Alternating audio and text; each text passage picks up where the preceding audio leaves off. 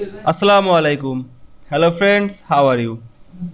Welcome back to my another video. In this video, I am going to show you how to insert microphone symbol in Apple Keynote.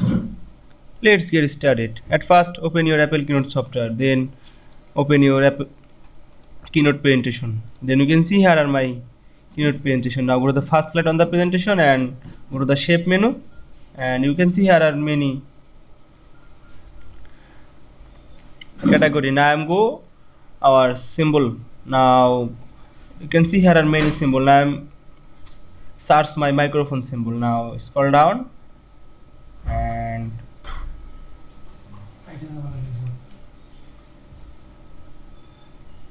you can see here are my microphone symbol. Now I'm click this.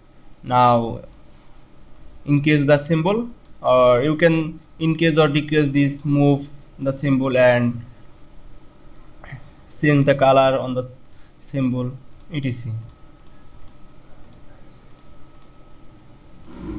Then go to the third slide and again go to the shape menu and insert microphone symbol. Now you can see insert microphone symbol very easily. I hope you enjoyed my video. Please like, comment, share and subscribe my channel. Thanks for watching.